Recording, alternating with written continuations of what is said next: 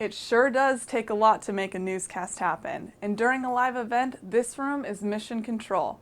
But before the news ends up on your TV, there's a journalist out there covering history as it happens. So on this episode of the Flood Channel, we'll take a look at the media's perspective of what it's like to cover a flood event while it's happening.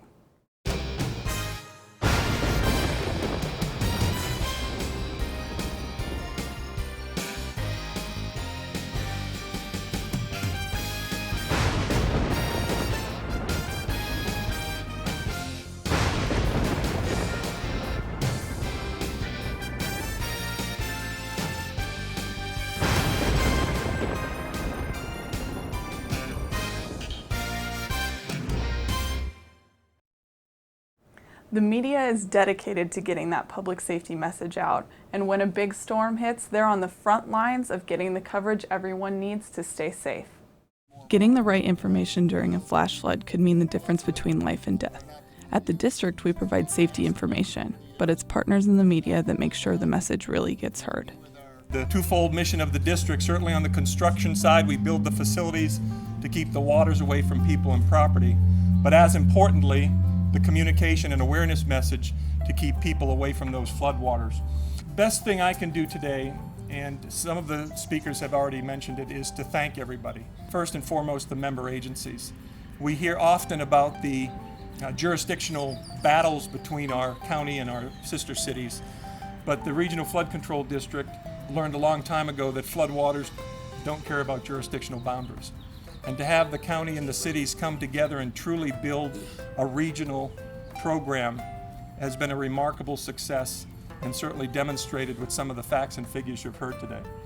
To our friends at the Weather Service, always been there for us, greatly appreciate that. And our media friends, from not only back of the house to our camera folks, to our reporters, the anchors, the meteorologists, you've been there for a long time, and not just reporting events, but helping us critically, in getting that critically important message out as far as education. We thank you, because without everybody's effort, we would not have been as successful as we have to date. Local journalists have a critical role to play during flash flood season.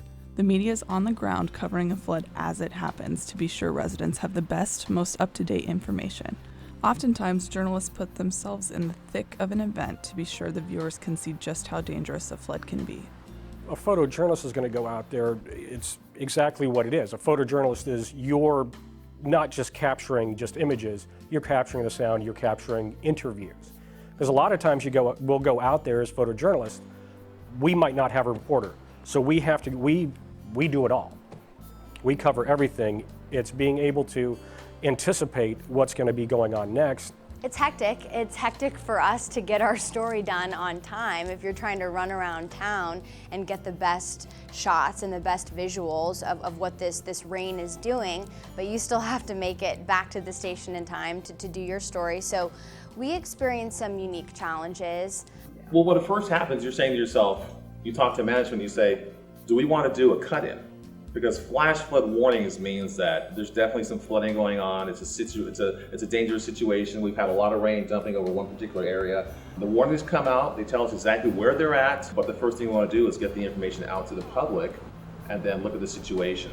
Definitely when monsoon season starts, it's a bigger deal. We know that we're definitely going to get some rain, we're going to get some thunderstorms, we're going to have to deal with some flash flooding. So definitely monsoon season becomes a critical situation for us. We know we're going to get some rain, and it's just a matter of how much rain we get at once, and will it lead to flash flooding and flash flood warnings. Last August, when we had a huge storm come through, Henderson was underwater again. I think what surprises you about covering a flash flood is how fast it happens, how rapidly it changes, and how bold and brazen people can be. You see people in tiny cars, big cars, try to barrel through the water, and you see them lose, and they do. And I think that's part of our unique predicament that our valley is in. It doesn't rain often, but when it does, it comes down hard, it comes down fast, and what's amazing is if you're trying to get where you're going, people will try to drive through. Over the years, we've seen firsthand how much damage flooding can cause. Neighborhoods devastated by floodwater, roadways mangled and cars overturned by rushing water, even entire houses crumbling after a flood ripped through them. Though we've made a lot of progress in our mission to control that floodwater, it's important to remember what Mother Nature can do. Whenever the rain does come down in this valley, especially back then, we all knew where all the flooding spots were. Imperial Palace, Charleston, just almost anywhere you knew it was at, boom, you knew where to go. But Miracle Mile was kind of new area. We just heard over the scanners it was getting really bad over there. Drove up on a live truck, and you could just see the whole embankment eroding away. I sat there watching, I'm like going, man, this thing's gonna go in any second. I can feel it. I just set my camera up and I said, I'm just gonna roll tape, just put the record button on, and I sat back in a live truck watching on my monitor. All of a sudden,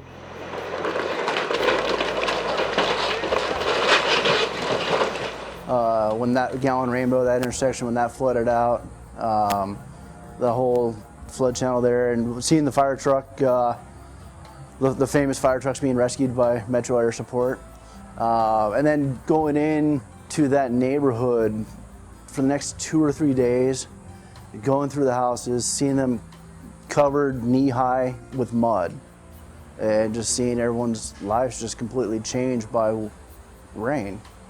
my days when I first started out, you'd go down there, the entire block behind Imperial Palace would be flooded out. I mean, people would be standing up on top of vehicles. They had 1 year fire trucks going out over some of the roads there trying to pick people off their vehicles. And these are apartment complexes all behind the Imperial Palace. It just was, every single road there was a river flooding into the Flamingo Wash. And it would just spill off in there, but there was never any control about it whatsoever. And it was just constant flooding. I mean, you can go anywhere. And of course, Charleston was always the best one to go to because it would flood up, 14, 15 feet high, and there you go. But you also had Industrial Road also in around the Sahara area, which was really bad. Many of the historic flooding hotspots have all but vanished due to the Regional Flood Control District's work, but that doesn't mean the danger of flooding has disappeared. Floodwater is always unsafe, no matter who you are. But it's about just conveying the message. It's about going into areas that people outside of news really probably shouldn't be there, and we probably really shouldn't be there. It's always, you kind of laugh about it, and you see these huge storms come in, but yet TV stations send the reporters out there to go stand right in the middle of it. These are the people that go out there and they'll bring the message. And yes, there could be life and limb, but going out of flooded areas, going to areas like that are inherently dangerous, yeah. It's going to be kind of hairy, but that's the job we do. That's the job we chose to do. It's also devastating. We saw a young man, 17 years old, last August. He was getting ready to start his senior year at Green Valley, and he was near the channel. Somehow he got sucked in, and his body was found at Sam Boyd Stadium. So the water is real, and it can be an enemy, and it can leave families devastated. By the time we had heard that Will Moots had fallen in and was missing, it was too late. So it's not something you play with, and that's why you have to learn from experiences in the past. And if we plant that seed and we teach that lesson before we get to that terrible day in the city, hopefully we've reached someone before it's too late. I believe it was the Pittman Wash where we came across some kids that were playing around on an air mattress, just riding it like they were riding a raft down the river. At the very same time we're reporting the death of a child, there was a group of teenagers who had a mattress, and they're moving down this channel like it was their own water park. And while that video is funny and it's outrageous and no one was hurt, it was blowing our minds to see someone make that kind of risk when we saw someone lose. You can't see what's under that water. And on the surface, it looked like a Class 5 rapid. Being on an air mattress, no strap down, just kind of floating along. Something was about to happen. I wasn't about to cover someone who just fell off an air mattress.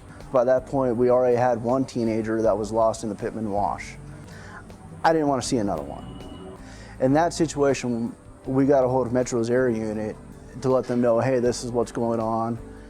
Keeping in constant contact with the other helicopters and Metro air unit. And their air unit flew overhead and yelled at them on their PA, and as soon as they were overhead, and you can see them getting out of the wash. We don't see a lot of rain in our valley, but many times when it rains, it also floods. And every time it floods, we see video of people making bad decisions in floodwater. Whether it's driving through a flooded intersection, getting too close to a flowing channel, or playing in a flooded roadway, people need to be reminded of how dangerous floodwater can be and what it's capable of destroying. It's definitely breaking news whenever it rains here, because of the ground, because of the soil, and living here long enough, knowing that just because it's raining on the west side of town and the east side of town is dry, doesn't mean that the east side of town is not going to flood out. Give it an hour or so, it's all going to make its way down that way. And it's all going to the same place. It's hard because there's intrigue. When it rains that much, that fast, people are fascinated. They want to get a closer look. They're drawn to that fast-moving channel. And so it is hard to tell people to stay away, especially when sometimes we put ourselves in arguably dangerous situations as well to try to get as close to that water to give our viewers a glimpse. So it can be hard, and not everyone listens, and that's probably the toughest part about covering extreme weather. We're trying to get a message across, yet we're sometimes doing the very thing we're telling people not to do. So the media has an important role, and it's a balance. As a photojournalist, you go out there, you know the dangers are inherent that you're going to be around, especially flooding. You go out there and you're conveying a message to people. This is where it's at, keep away. You know when it's flooding, these are the areas to keep away from. And in all my years, it's just so funny, I still watch people run through water. It's like, aren't you watching TV? Don't you see it's a problem? Stay out of it. But yet still people do it. But we still have to keep going out there and conveying that message. It's almost like you're beating your head into a wall, but you have to go out there and keep doing it. You have to keep showing to people, don't do this. It is bad. These are the areas, stay out. I've always said that photojournalists we document history. And if my video out there that I've shot through my career, almost going on 25 years, and going out to these floods, these different areas, if that video helps the flood control district get their message out, I've done my job. I've done my job. I'm Agent Smith. And I'm Agent Jones. We're busting people who pollute Clark County. Uh-oh. Sir, your dog left a little gift for us. He did? Sir, pet waste can wash off lawns down storm drains untreated into Lake Mead. Oh. Sir, when Fido leaves a gift, do your duty. Scoop it and toss it. Oh, okay. Do something positive. Don't trash Clark County. It's our home, too. See that clogged storm drain? Something like that, when it rains, will cause water to back up and flood our streets. Hello, Regional Flood Control District. I'd like to report a clogged storm drain. City and county employees are working hard to keep your storm drains clean. If you spot a clogged storm drain, call and report it. Help protect the environment by keeping our drains and washes clean. Report clogged storm drains by calling 685-0000. If a storm is big enough to make the news, it's probably left a pretty big mess behind. And nowhere is that truer than the storm we saw this summer in the Northwest. The district helps pay for the cleanup with our maintenance work program, but it's our partners in the local government who actually get dirty to keep the whole community clean. The maintenance program is funded by Regional Flood Control District, and it actually funds the oversight and the maintenance that we do for all the channels that we have in unincorporated Clark County. We do inspections, and that's to really look at the channels, make sure that the integrity of the channels are there, and if there's special areas that need to be cleaned, we go ahead and get those and note those. From those inspections, we do the maintenance, and we schedule all our maintenance crews. We have all the big equipment you can think of, the excavators, the loaders, the dump trucks. So after big storms, we focus on the big issues that we have, which are silt and debris that is washed into the channels, or big stuff that has floated into the channels. We've even picked up a boat once. So we take care of those things, and then we do routine cleaning, and that is just silt removal, sediment removal, vegetation removal, and then we even go lighter than that, and that's more visual, where we remove graffiti.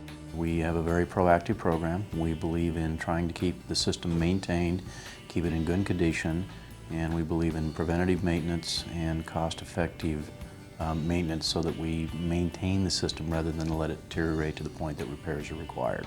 We try and keep things maintained so that they don't fail later on. One thing that people might not consider is that the basins will slowly fill up over time. So if we don't provide for maintenance of the basin system and remove debris that gathers over time, the capacity of the basin deteriorates over time and the functionality is impacted.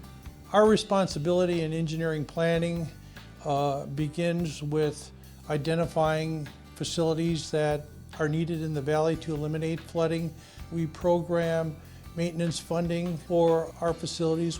We identify where the needs are for maintenance in the Las Vegas Wash and the detention basins, fixing and repairing inlets, manholes, and we repair channels where needed to minimize the long-term maintenance needs, to the infrastructure as a whole.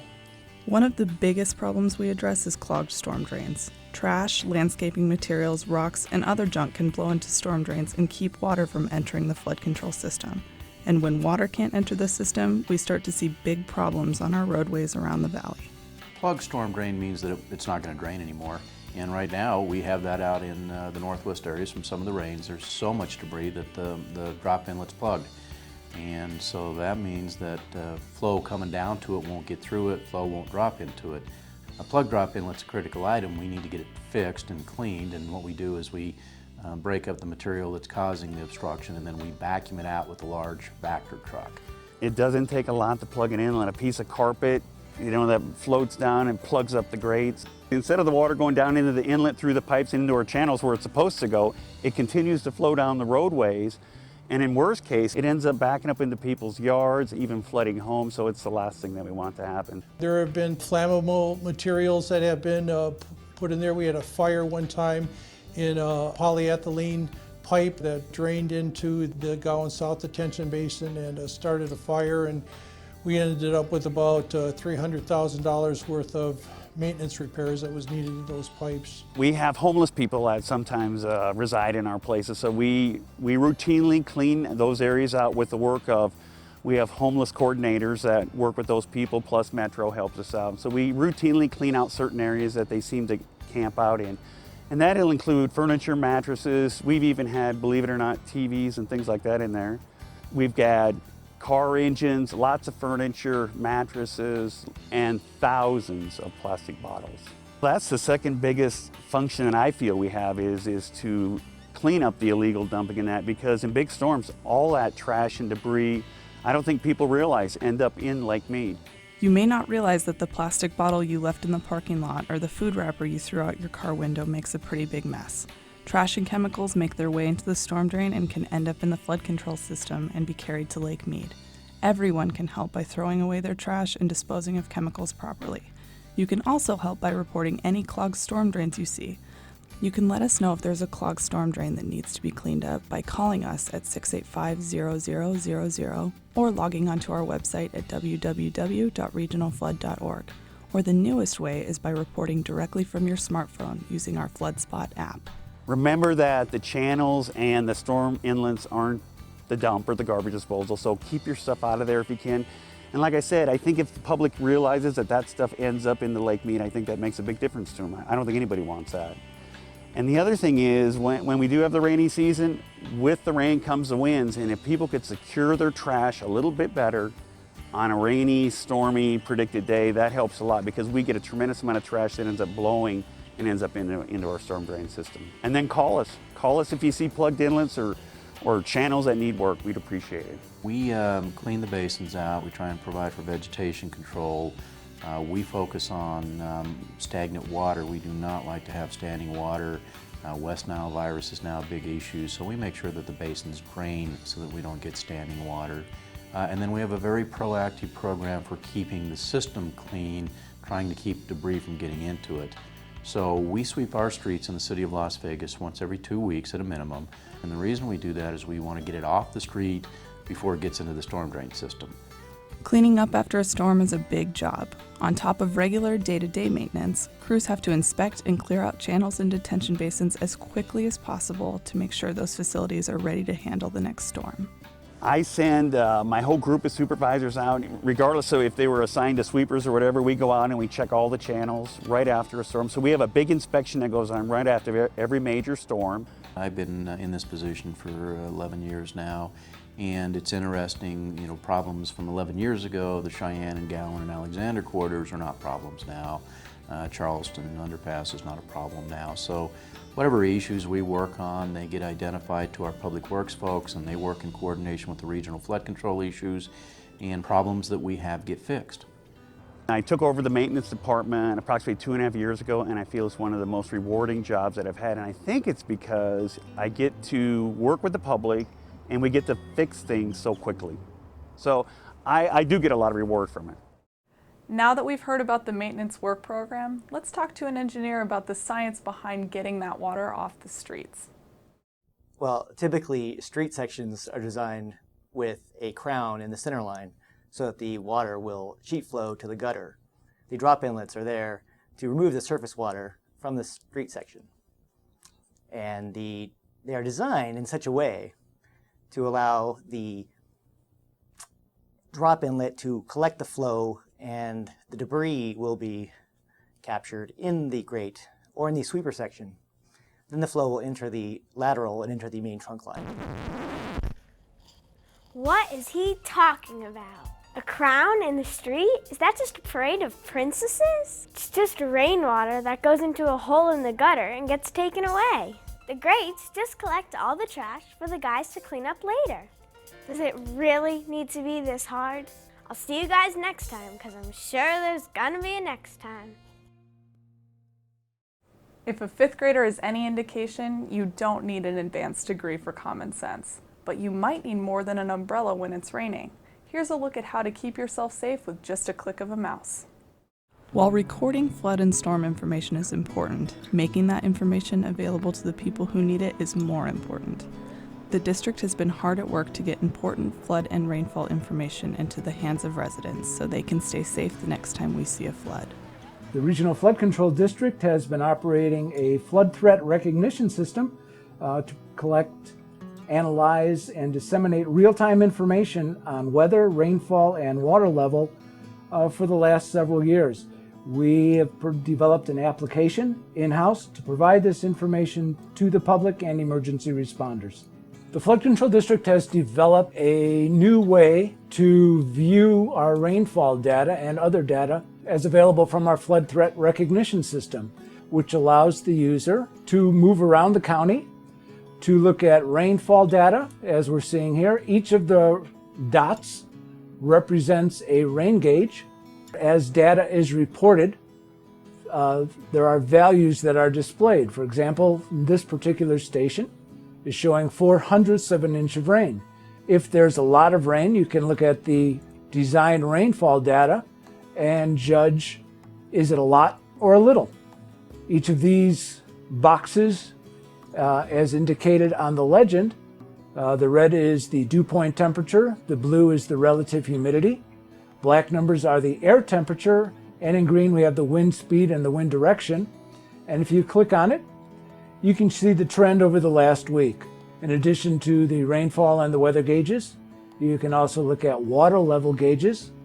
If you know where it's raining, and you can view how much water is running off as well. So in real time, as gauges report, the depth would be displayed here. In this case, there's no rain, there's no water, so it's all showing zeros. So it shows the depth on one chart and the discharge in terms of cubic feet per second on the second one. If it's a detention basin, you can also look and see how deep it is, if it's half full or 75% full for any particular station. There are, in addition to our gauges, there are a number of other options you can look at. One of the important ones is the Carpenter 1 burn area. You can also display radar on top of the burn area, so you can see if it's raining. In addition to the burn area, you can also look at our facilities. We display on the map all the existing flood control facilities. So if it's raining a lot and you know you live in a particular area, you can see if there is a flood control facility that will be providing you with an umbrella of protection.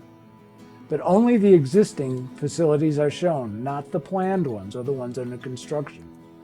The RTC and Nevada Department of Transportation operate the fast camera system that show traffic conditions. We don't have gauges on streets, but the cameras are looking at particular streets at particular locations, and you can see if there is flooding at those locations. We don't have control on which direction the cameras are pointed or how often they update, but they do update every 4 or 5 seconds so you can see that they're alive. And it may provide information on street flooding. Radar is available. You can look at the basic reflectivity, 1 hour rainfall totals, or the total storm rainfall.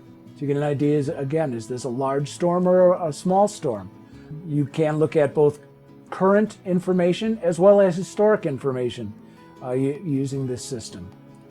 Just by changing the dates and the times, you can look at any area of interest that we've collected data over the last 25 years. While we've been collecting the rainfall and water level data since essentially the inception of the flood control district about 25 years ago, we actually developed this rainfall application using our IT staff so that we can provide all of the rainfall, water level, and weather information to not only emergency managers and district staff, but the public in general. Anyone who has internet access can go to the district's website at www.regionalflood.org, and on the left side of the screen, click on the Rainfall Maps application and access the data in real time, automatically. It automatically updates every minute, so you are always looking at current information. As you can see, the district has a lot of partners working to make sure you and your family are safe. And that's going to do it for this edition of the Flood Channel. Check out our rain maps on our website, www.regionalflood.org, or you can find us on Facebook or follow us on Twitter. And next time it starts raining, maybe it's better to stay inside and just turn on the TV.